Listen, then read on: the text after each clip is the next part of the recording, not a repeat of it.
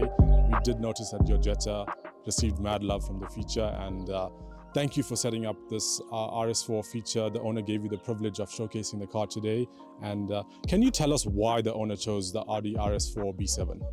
So yeah, ever since this car was released in 2006, this owner has fell in love with it. I think what even made his decision for him was when Jeremy Clarkson reviewed it and showed, how awesome this vehicle as all round of it was in terms of handling and the driving capability of it. As you can see by the condition of it, fast forwarding to 2022, you can see that this thing is kept in pristine condition, and that's a shout out to the previous owner, Rudy, who kept it this way. From a drivability point of view, 14 years later, you're looking at it and you can say, it still drives as good as it came off the showroom floor. Wow, because I can tell the car is in amazing condition. And you did mention this is the owner's second Audi RS4. Correct. So he's had a previous RS4, but that he fell in love with the red. Oh, with the red, so he actually changed colors. Yes, correct. What about the RS4 made the owner fall in love with it? Like, why didn't he choose to go into an M3 or C63? So I think, if you look at from a driving point of view, these come four-wheel drive from factory. Yeah. So from a driving capability, the handling it provides is just awesome, I think. Having the opportunity to drive this one and his previous one, it's a very engaged driving experience in terms of, even though it's manual, it's very engaged and you sort of feel in control even when you're cornering or at high speeds as well. And this is one of the last German V8s offered with a manual transmission. I think the only other car I can think of is the E92 M3. Correct. I think this was brought out during the same era to compete with them in terms of power and the capabilities that it has. I think it shares a bit of history, with the Quattro, in terms of the four-wheel drive and the rally sort of spirit that came through with that. Yeah, definitely. Can you tell us what about this specific RS4 makes it a bit different? So the thing that sets us apart from all RS4s probably that you might see on the road is this one is supercharged. Oh, really cool, man. Can you take us through the engine setup? So basically the engine is stock. The clutch unit is slightly upgraded to compensate for the power it's making now.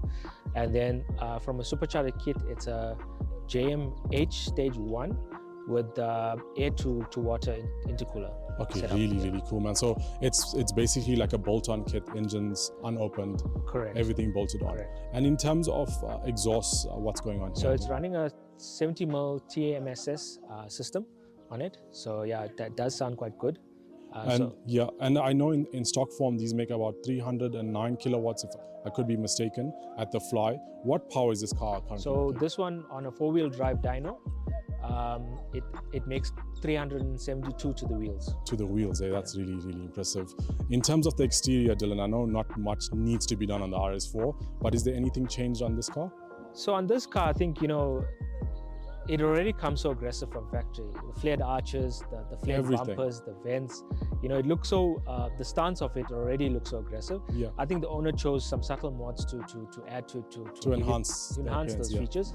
The main one being the front spoiler, just to give it a bit of a different look, and obviously gloss blacking some of the grills and stuff to just change it up a bit and update it to this. Yeah, it looks very cool, man. In terms of the suspension, Dylan, is anything going on there? So the suspension is upgraded. It's running KW coilovers with dampening adjustments. Obviously, ride-wise, it also has the comfort as well as the look. Very cool. Like top components put in this car. In terms of the interior, Dylan, anything going on there? So on the interior, if you go through the interior, the first thing you'll notice, obviously, this has the wingbacks option. And then obviously the things that are done to it is the leather on it is changed to Napier leather. Nice. With a bit of red piping and stitching there. So it's quite a unique looking interior. Obviously it has some of the factory carbon bits that it comes with, as well as added carbon like your seat inserts, and the rear of the seats are done in full carbon. As well as from a sound infotainment system, it's running an Apple CarPlay entertainment unit. Nice, very cool. And in terms of the conversion, Dylan, do you have any idea what a supercharged conversion costs on these cars? So looking at the pricing, obviously it's based on the dollar. So looking at some of the kits similar to this, I mean, they can range anything from 10,000 upwards. dollars, that is. Yeah. And obviously we still have to factor in if you have to import it to South Africa, exchange rate, shipping, Customs. and that's excluding obviously fitment of this kit. Definitely. And Dylan, is there anything else that you want to add in regards to the car that we may have left out? Yeah, I think, a lot of people don't know that this car shares a lot of parts with some of the sister companies of VW, Audi, and Lamborghini. Yeah. Some of the things is key things. The engine is obviously does share a bit of with the R8. The brake system, front calipers are shared with the Gallardo.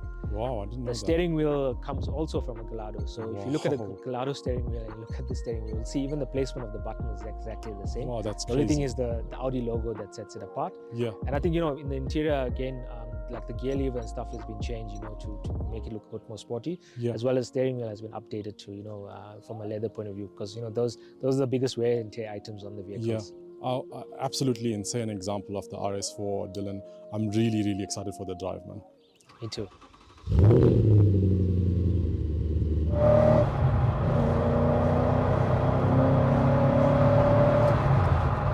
Sure, the car is silent though, eh? The V8 is... Yeah. It's so weird to see you changing gears like in, like a modern car. 'Cause Yeah. you're so used to the DSG. I think, but even though it's the old car, I think obviously the clutch is a Just bit put this upgraded. off first. Music. Sure. Thanks. I think for an Yeah, old you can car, feel the clutch when you... Mm. But the supercharger whine is very like... I think at low RPM you can hear it a lot Yeah. more. Obviously on the outside I think it's a lot more louder. Your exhaust note is crazy though.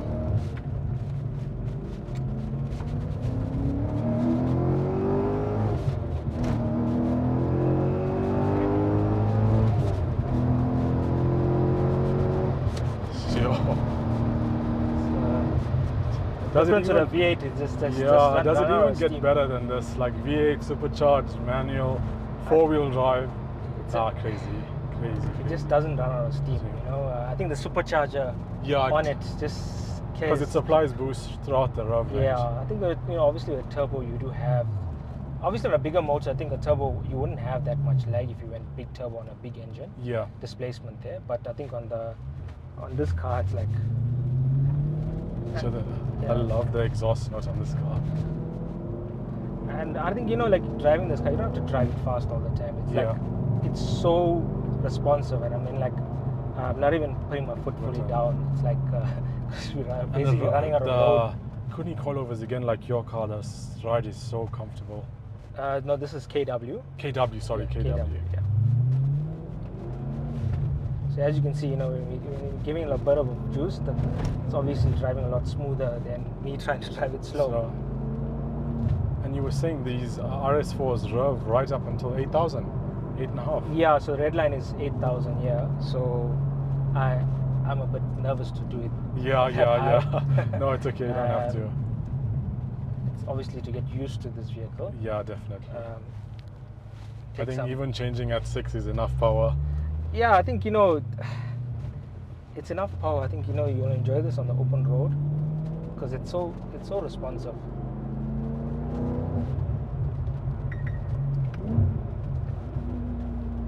Sure, this is like the ultimate day. Like,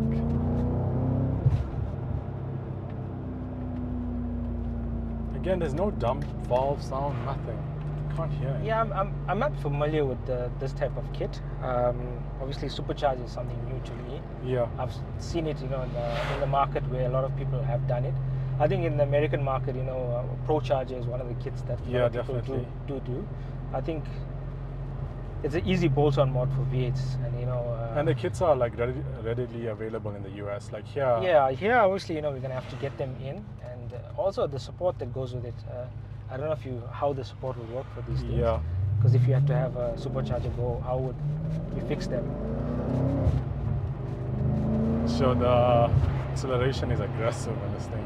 Sure. It is. I think you can obviously. I think because it's a bit of a copper clutch, I could say, because it feels that way. Yeah, I can feel It's like quite aggressive when it bites. So yeah, I think you have to have practice with it. But at least you have the safety aspect of the four-wheel drive. So even if you like floor the car, the tail end's not gonna go out and you're gonna lose control, you know? Yeah, so it's those two things, and I think the other thing is obviously the braking system. You know, that's very key. I think this thing's got 8-port calipers in the front, because as I said before, you know, it shares Braking some is parts from Gallardo. That's crazy, man. I didn't Yeah. know that. I think this RS4 is such an amazing buy if you could find one in a good condition. I think as a vehicle, as an all-round vehicle, it has the best of both worlds. You know, being a big vehicle, you can still use it with family, and it's sporty enough, so it still delivers. And it the has power. everything, like, you know, even leave out the supercharger. I think it has enough power. The presence of it is still, like, it ages really well. And you made mention that you are actually considering. That's all guys like the car. You're considering buying one. I think you should definitely get it, eh?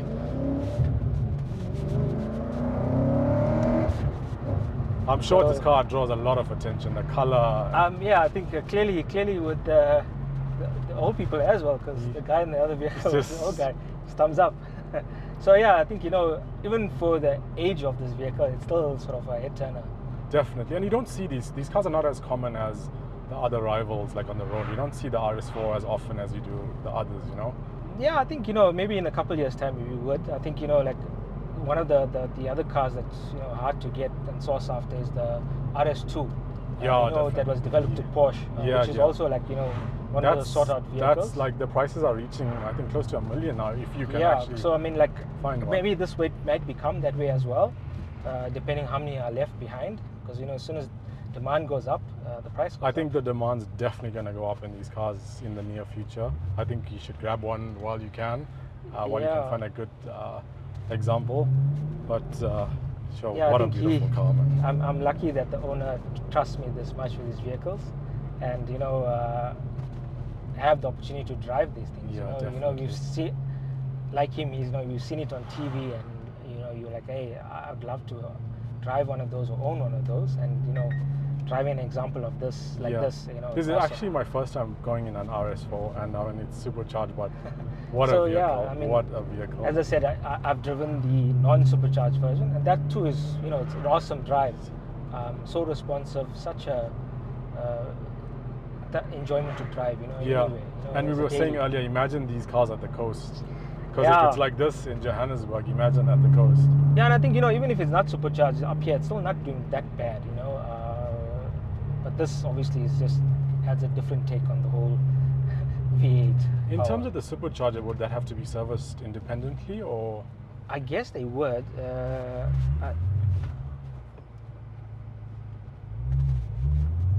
I guess there would be components that needed to be serviced, because obviously it works off a pulley that sits. Yeah, is it the belt driven? Like a belt, it's belt driven. So obviously that whole system bearings, depending on how that kit works. Yeah. And obviously after time you would have to service it, because remember there's a lot of tension and torque that's going through that whole system to actually spin the wheel of the supercharger to push the power. So forced induction. But the kit itself looks like, when you open the bonnet, you can't see anything. It's just carbon fiber. And that's what I like. It looks that. like it's a stock engine. Yeah, and until you hear that slight whistle of the supercharger, then only do you realize, hey, this car is supercharged. It's the whistle's not as pronounced as like in other vehicles I've seen, which is in some sense a good thing, because I don't think people will suspect this car is supercharged because there's no badges, there's no intercooler. Yeah, I guess, you know, if you drive a vehicle like that, you don't want it to scream out everything. You know, just driving like that speaks volumes. You know, people will be able to say, hey, yeah, I noticed that car. Sure. But I guess, you know, like the owner, I do share the same sentiments where I'm not out there to build a vehicle for everyone to look at me. I'll build it because for yourself. I love it. And then this owner has definitely taken the time and effort to, you know, get the vehicle to this like state. I've seen his little collection of cars. He definitely has a passion for all high-end modifications. Clearly, yes, he only uses the best of the best, just like how your build was done as well. No, insane car.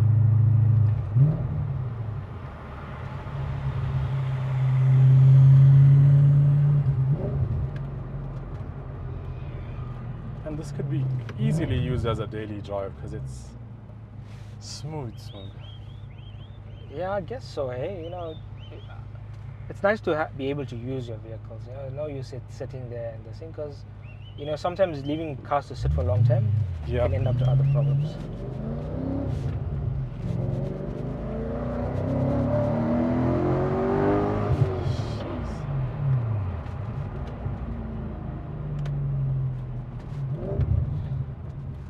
It's so weird. The Audi V8 is so different from like the BMW M3. Yeah, it's like it's almost like it's a higher pitch.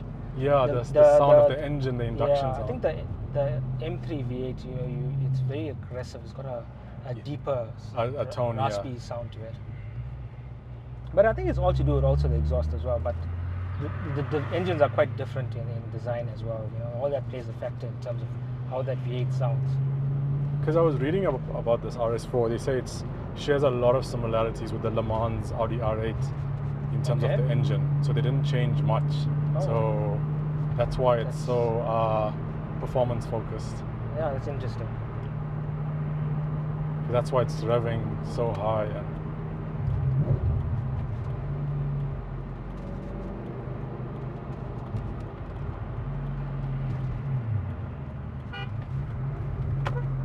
Sure, the amount of yeah, on appreciation the road, on the road is crazy. I don't know whether to concentrate on driving or looking at people looking at you. Dylan, the car is absolutely insane. One of definitely my favorites. Before we end this feature, is there anyone you'd like to thank with regards to the car and the owner? So yeah, I think the owner would like to thank his dad, for giving him the passion for cars and IT, as you would say.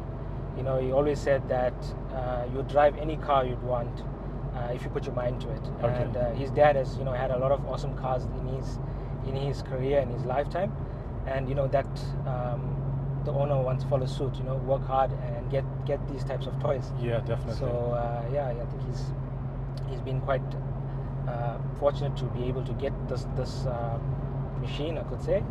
Definitely a machine. Definitely a machine. So I think he's enjoying it. And from us at Cars and 60, Dylan, thank you again for taking the time out and coming and helping us do this feature. To the owner, thank you for allowing us to take your car and get it showcased to the car scene. And Dylan, I hope we have you back soon. Thank you again, and guys, thank you for watching.